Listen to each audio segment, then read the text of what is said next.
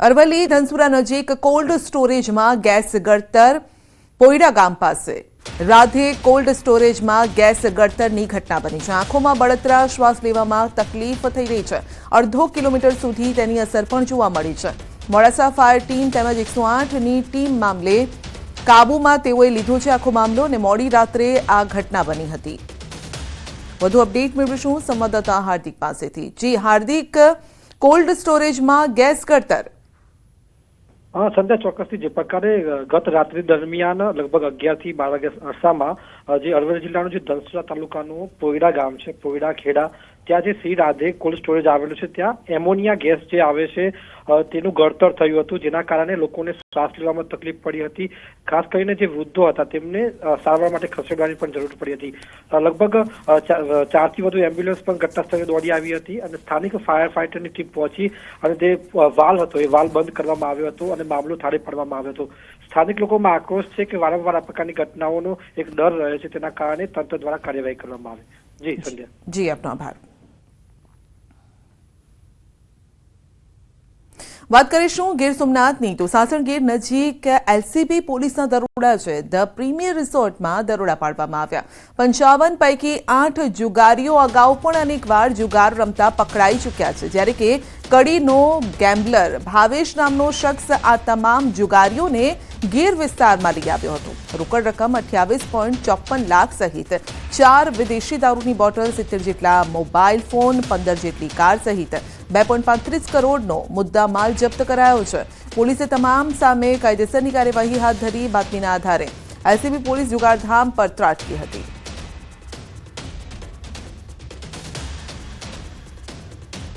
વધુ અપડેટ મેળવીશું સંવાદદાતા દિનેશ પાસેથી। જી દિનેશ, રિસોર્ટમાં જુગાર રમવા માટે લોકો એકઠા થયા?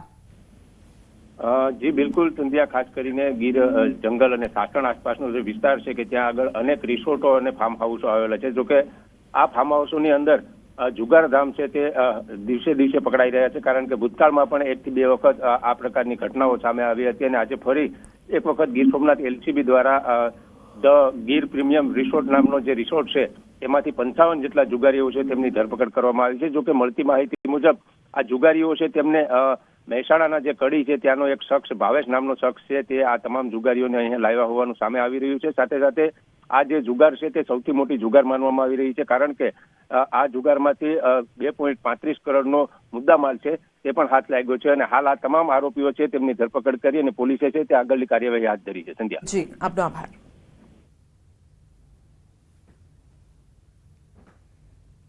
મોરબીમાં રોમિયોગીરી કરનારનું પોલીસે પાણી ઉતાર્યું છે। યુવતીની છેડતી કરનાર આરોપીનું સરઘસ કાઢવામાં આવ્યું છે। મેહુલ ઝીલરિયા નામના આરોપીને રિકન્સ્ટ્રક્શન કરાવ્યું છે। બનાવ સ્થળે જ લઈ જઈ પોલીસે રિકન્સ્ટ્રક્શન કરાવ્યું। ભોગ બનનાર યુવતીએ આરોપીનું સરઘસ કાઢવાની કરી હતી માંગ। આરોપીનું જ્યારે સરઘસ કાઢવામાં આવ્યું ત્યારે અનેક લોકોએ પોલીસની કામગીરીની સરાહના કરી અને જોરથી નારા પણ લગાવ્યા। એટલે કે રોમિયોગીરી કરનાર યુવાનો ખાસ આ ટીવી સ્ક્રીન પર આ દ્રશ્યો જોઈ લેજો, કેમ કે હવે પોલીસ સતર્ક છે અને આ દ્રશ્યો જ કહી જાય છે કે પોલીસ યુવતીઓની છેડતી કરનારને નહીં છોડે। આ દ્રશ્યો જોઈ લો, જે વ્યક્તિઓએ યુવતીની છેડતી કરી હતી તેમના શું હાલ થયા છે। જાહેરમાં સરઘસ કાઢવામાં આવ્યું છે, જેથી લોકોમાં પણ તેમનો જો ડર હોય તો એ ડર નીકળી જાય। તો હવે રોમિયોગીરી ભૂલવી પડશે, નહીં તો પોલીસ દંડા સાથે કાયદાનું ભાન કરાવશે અને આ રીતે ઢોલ નગાડા સાથે સરઘસ પણ કાઢશે।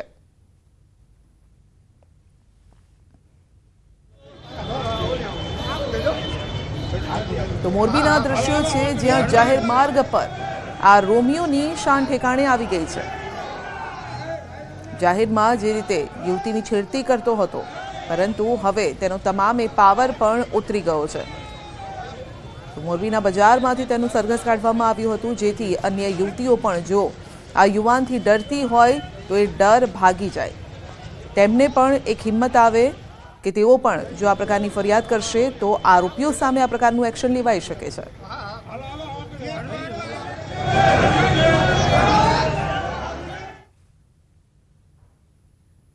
વડોદરા સાવલીમાં ફરી એકવાર બુટલેગરો બન્યા છે બેફામ. કુખ્યાત બુટલેગરોના સોશિયલ મીડિયામાં વિડીયો તેમજ ફોટો વાયરલ થયા છે.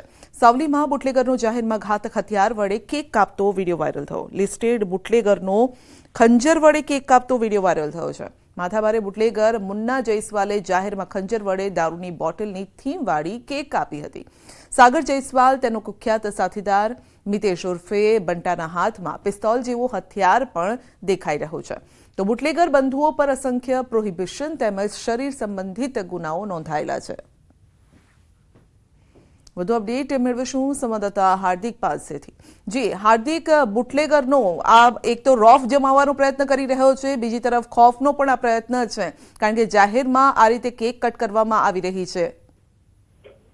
બિલકુલ, જો અત્યારે આખા રાજ્યભરમાં વાત કરીએ તો જે પોલીસ છે તેમના દ્વારા જે અસામાજિક તત્વો અને ગુનેગારો છે તેમના પર તવાઈ બોલવામાં આવી રહી છે. પરંતુ વડોદરા જિલ્લાની વાત કરીએ તો વડોદરા જિલ્લામાં જિલ્લા પોલીસના બુટલેગરો અને અસામાજિક તત્વો પર 4 હાથ હોય તેવું આ વિડીયો પરથી ફલિત થાય છે. જોઈ શકાય છે કે આ બુટલેગર જે છે સાવલીનો કુખ્યાત બુટલેગર છે અને તે જે દારૂની બોટલ છે તેની થીમ વાળી કેક બનાવડાવે છે અને ત્યારબાદ ખંજર વડે આ કેક જે છે તે કાપે છે. એટલે આ સીધો પોલીસને પડકાર ફેંકવાની વાત છે, અથવા તો પછી પોલીસની સાઠગાંઠ હોવાના કારણે બુટલેગરો આટલા બેફામ બન્યા છે. આ બુટલેગરની વાત કરીએ તો મુન્નો જયસ્વાલ જે છે તેની સામે અસંખ્ય ગુના નોંધાયેલા છે. સાથે સાથે વાત કરીએ તો સાગર જયસ્વાલ તેનો કુખ્યાત સાથીદાર મિતેશ ઉર્ફે બંટા છે, તેના હાથમાં પણ ગન જોઈ શકાય છે. એટલે વડોદરા શહેરની વાત કરીએ તો શહેર પોલીસ દ્વારા ગુનેગારો સામે કાર્યવાહી તો કરવામાં આવી રહી છે, પરંતુ જિલ્લા પોલીસ જે છે તે ક્યાંક ને ક્યાંક ગુનેગારોને છાવરતી હોય તેવા વિડીયો પરથી અને બુટલેગરોના વર્તન પરથી ફલિત થાય છે. જી, આપનો આભાર. વસ્ત્રાલમાં બનેલી ઘટના બાદ રાજ્યની પોલીસ એક્શનમાં આવી છે અને ગુજરાત ડીઆઈજીના 100 કલાકના અલ્ટિમેટમ બાદ અમદાવાદ શહેરમાં તમામ અસામાજિક તત્વો વિરુદ્ધ પોલીસે કડક કાર્યવાહી કરી રહી છે. ત્યારે આ કાર્યવાહી અંગે અમદાવાદ પોલીસ કમિશનરની ઉચ્ચ અધિકારીઓ સાથે બેઠક થઈ.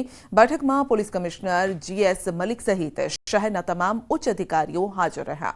તો અમદાવાદમાં પણ 1481 આરોપીઓની યાદી તૈયાર કરવામાં આવી, જેમાંના 353ને બોલાવી ચેતવણી આપવામાં આવી. એટલું જ નહીં, અમદાવાદમાં ગુનેગારોએ હવે દર રવિવારે ક્રાઇમ બ્રાન્ચમાં હાજરી પણ પુરાવી પડશે.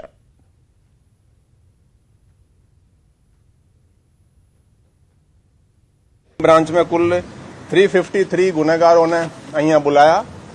એને આપણે થોડું પૂછપરછ કરી, થોડા આપણી પોલીસની ભાષામાં કીધું કે ભાઈ તમે થોડું ગુનાખોરી છોડી દેવાનું. અને આવી પ્રોસેસ હવે દર સન્ડે અહીંયા ગુનેગારોને બોલાવીને, એટલે એક તો ઓળખાણ થાય. અત્યારે શું છે ને, નવા જે પોલીસવાળા છે એને રોડ પે ચલતા જ ખબર આવી જાય કે આ ચેન સ્નેચર છે, અહીંયા કેમ ફરી રહ્યા છે, પૂછી લે ભાઈ તમે અહીંયા શું કરો છો. તો આવા સિસ્ટમ પહેલા હતા.